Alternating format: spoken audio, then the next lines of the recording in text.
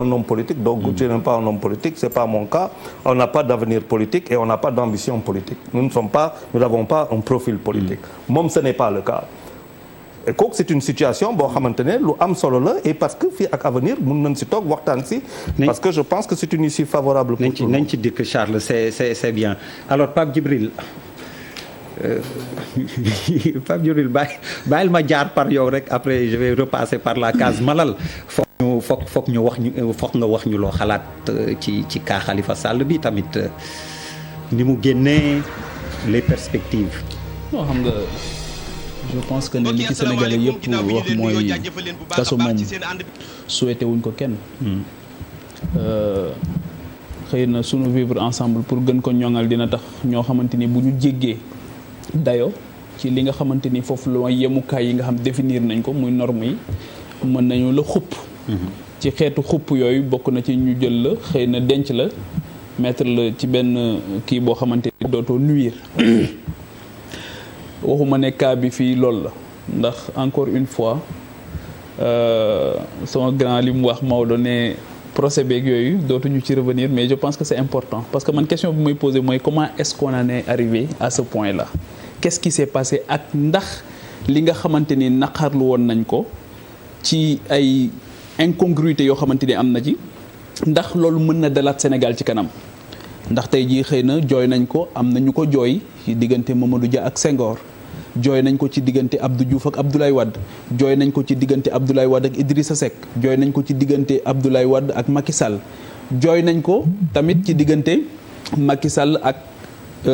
Khalifa Sall dañ naan la Senghor moo jàppoon Mamadou Dia dañ naan la Abdoulaye Wade Abdou Diouf a ko doon jàpp dañ naan la Macky Sall Abdoulaye Wade a ko doon fexeel moo jàppoon Idrissa Seck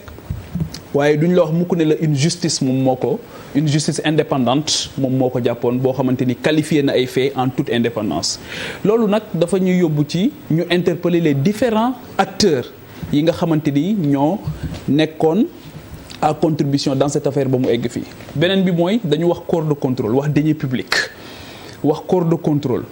indi justice indi politique kenn ku ci nekk ban niveau de responsabilité nga ci am ak kenn ku ci nekk ndax défi yi nga ci amoon assumé nga ko relevé nga ko ndax responsabilité yi nga ci amoon assumé nga ko kenn ku ci nekk nag xam nga li nga ci def kenn ku ci nekk xam nga li nga teg ci yoon kenn ku ci nekk xam nga li nga tegul ci yoon mais encore une fois man sama position dafa leer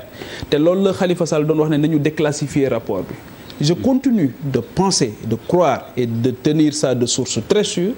que rapport IGE bi mësul wax ne nañ tijji information judiciaire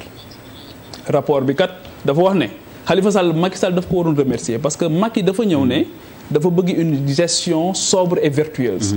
kii ARMP dem càmbar ko daal di koy féliciter waaye ñu gis ci benn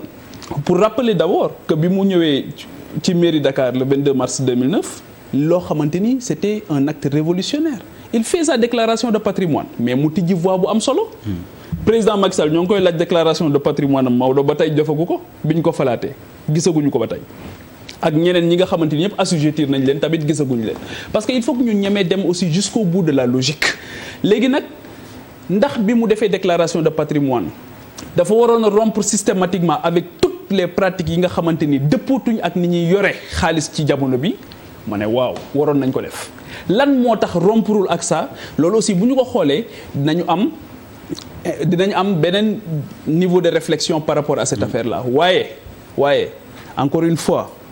nan la ñu mën a instrumentaliser ay rapport yoo xamante ni génn na ci bu la arrangé ak nan la ñuy mën a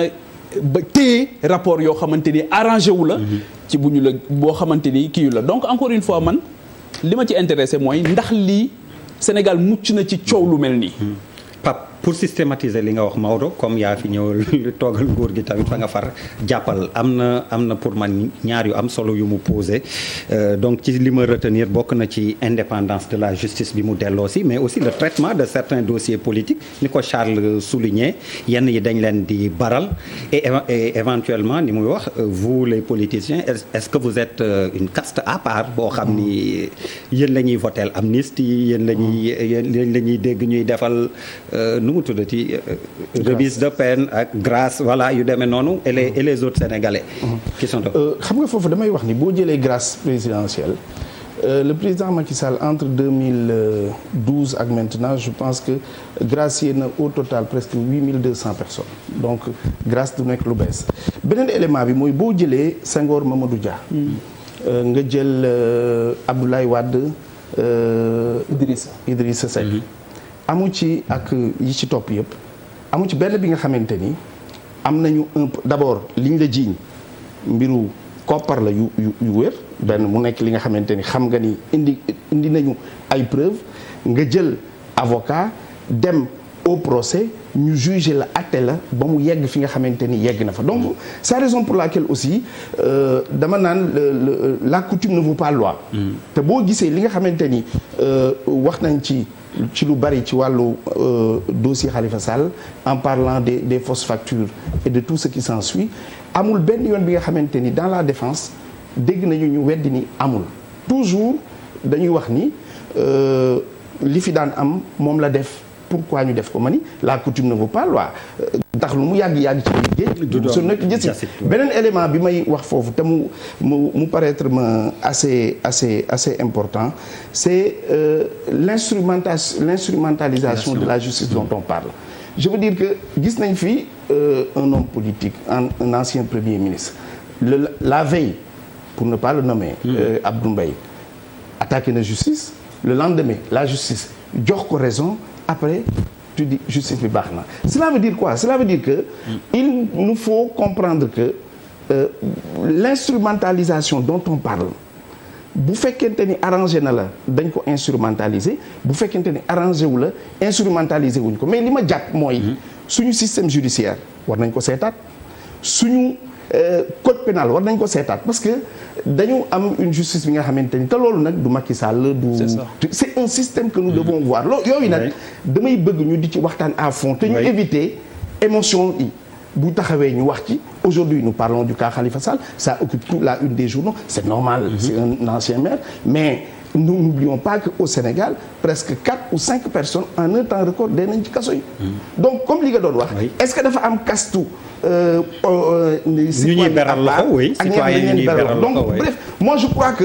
aujourd'hui autant le débat pour man sur le procès liñ ci doon wax nañ ko ci et que buñ ci doon dellu si waat aussi xëy na c'est des positions de tranchées yu nit ñi am mais la perspective ça doit être quoi. alors ma continuer suma tour de table dinañ ci dellu si waat Malal comment tu apprécies libération Khalifa Sall bi. yes kontaan parce que déjà